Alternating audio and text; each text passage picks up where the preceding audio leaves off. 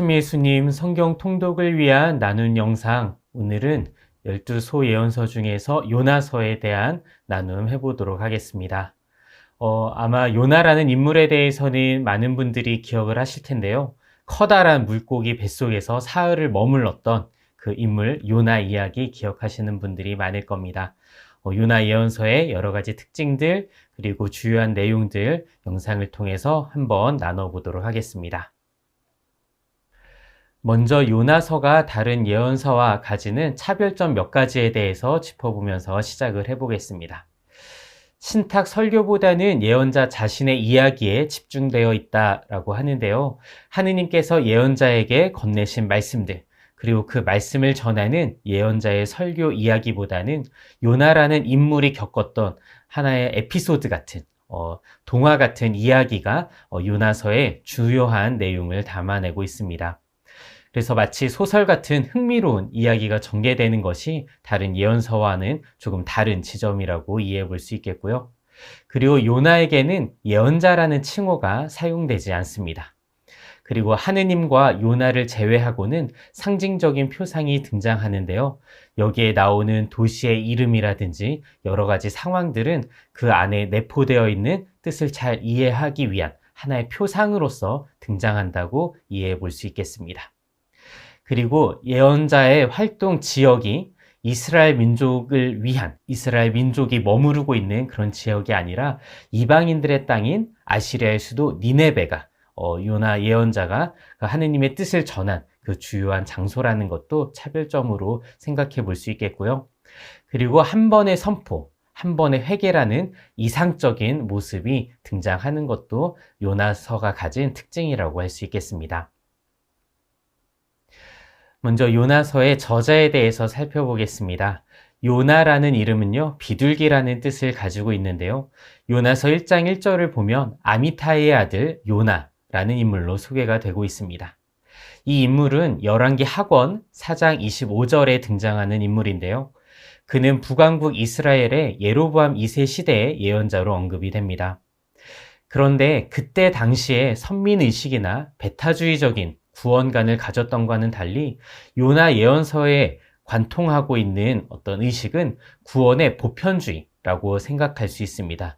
그렇기 때문에 그냥 실존했던 북왕국 이스라엘의 예로보암 2세 시대에 그 8세기에 활동했던 그 실존 인물을 차용해서 요나 예언서의 내용을 전하고 있다라고 할 수 있겠고요. 그래서 동일 인물로 보기에는 어렵다라고 학자들은 이해하고 있습니다. 요나서가 가진 문학 양식은 미드라시 양식이라고 이해할 수 있는데요. 미드라시는 설화 형식으로 전개되는 이야기를 뜻합니다. 그래서 등장하는 인물이나 지명, 시대적 배경들이 실제라기보다는 상징성을 띤 허구적 요소로 등장하곤 하죠.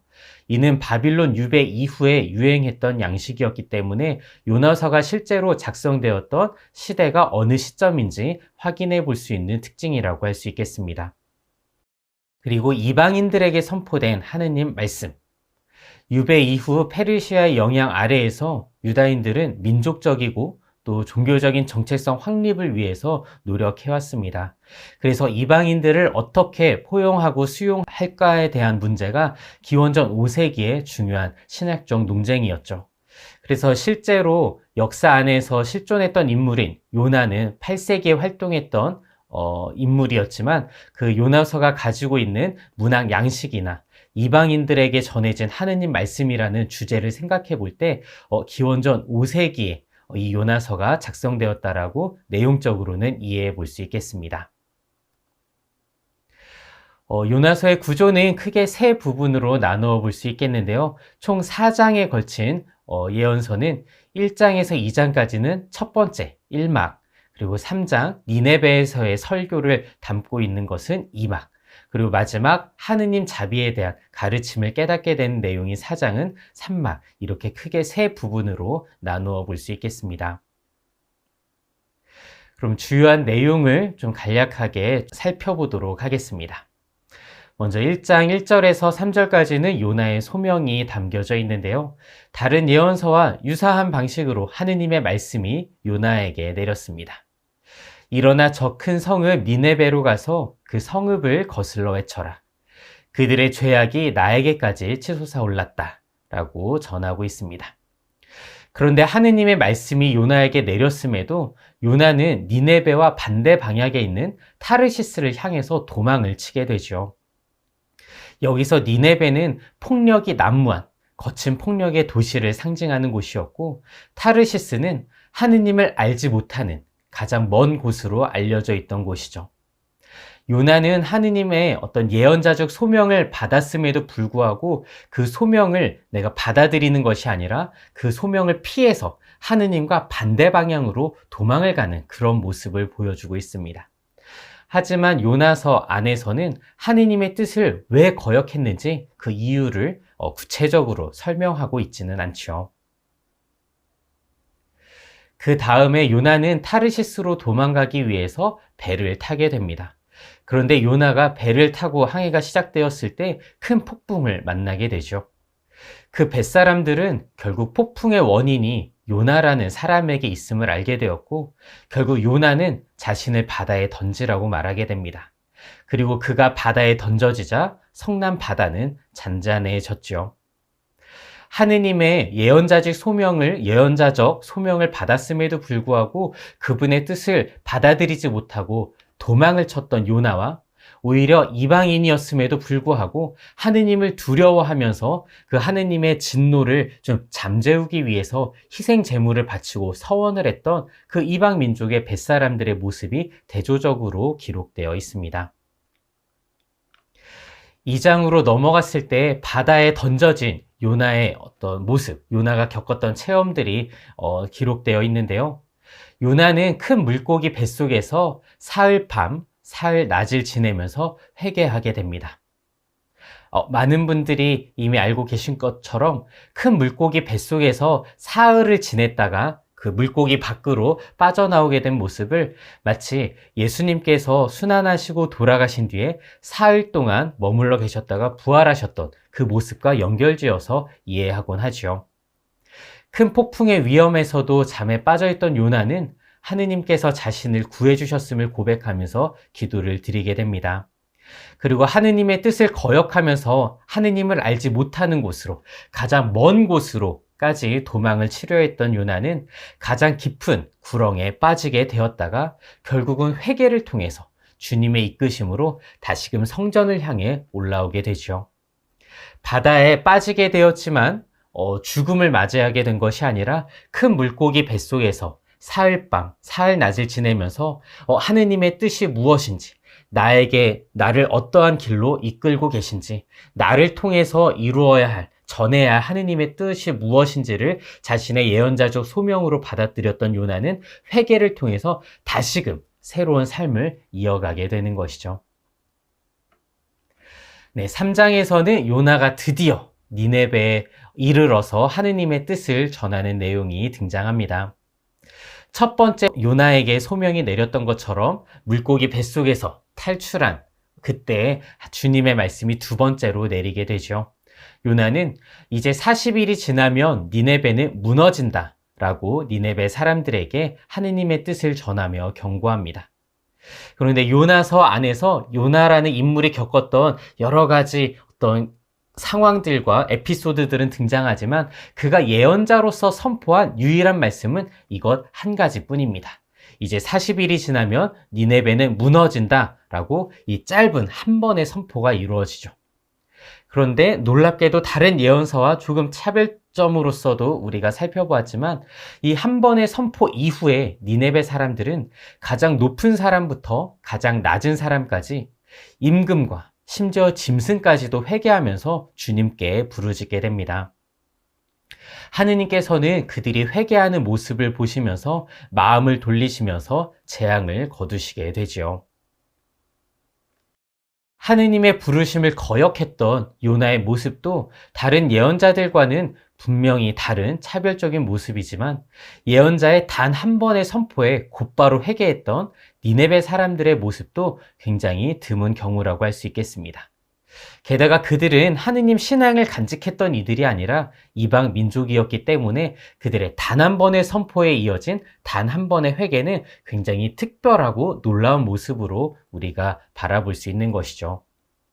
요나서는 이방인들도 하느님을 섬기고 그분을 두려워하며 회개한다면 주님의 자비와 은총을 입을 수 있다는 것을 일깨워주고 있습니다.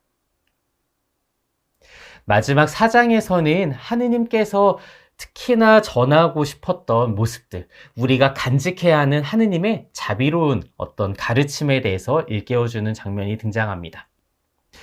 굉장히 특별하고 놀랍게 이해될 수 있는 부분인데요. 요나는 자신의 선포에 따라서 니네베 사람들이 회개를 하고 하느님의 징벌을 피하게 된 것을 기뻐하는 것이 아니라 언짢아하면서 그 마음을 하느님께 토로하게 됩니다. 하지만 그의 기도에서도 드러나듯이 우리가 신앙을 고백하는 하느님께서는 어떤 분이신가?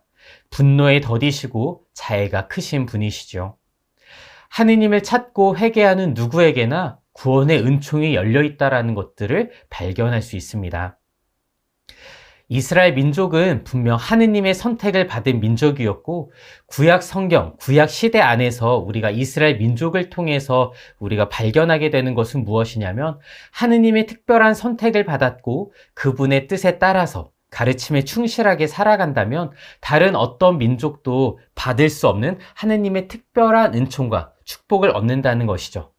하지만 하느님께서는 우리가 지금 잘 알고 있듯이 이스라엘 민족뿐만 아니라 당신이 선택한 소수의 사람들뿐만 아니라 모든 사람들을 구원하고자 하는 보편적인 구원 의지를 갖고 계시다라는 것 우리가 지금 잘 알고 있습니다.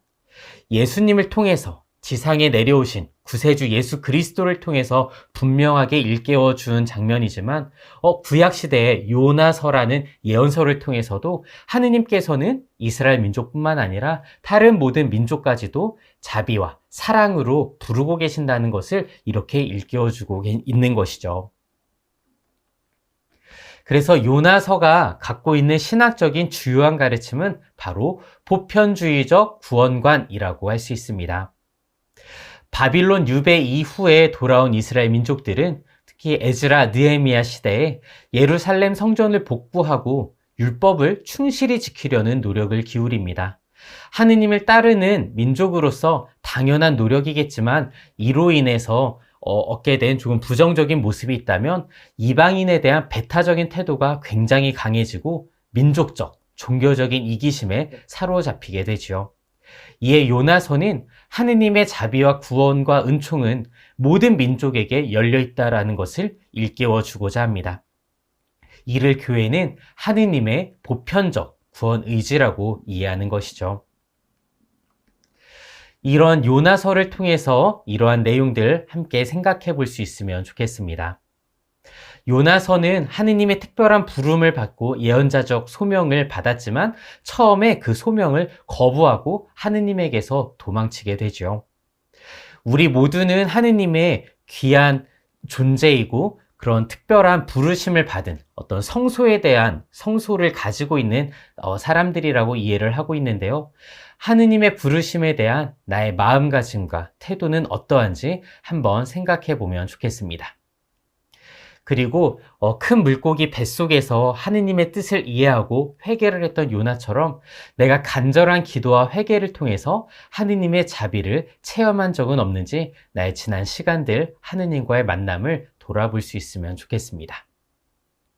그리고 마지막으로 모든 이들에게 차별 없이 자비와 사랑을 베푸시는 하느님을 닮아서 내가 실천할 수 있는 모습은 무엇인지, 혹시 내가 욕심이나 이기심에 빠져서 다른 이들을 차별하거나 나만이 더 큰 축복과 은총을 바랐던 그런 모습은 없었는지, 모두를 사랑하고 특별히 더 소외되고 어려운 이웃들에게 사랑을 베풀고자 하셨던 하느님과 예수님의 마음을 담기 위해서 나는 어떤 결심과 노력을 할 수 있을지 한번 생각해 보면 좋겠습니다.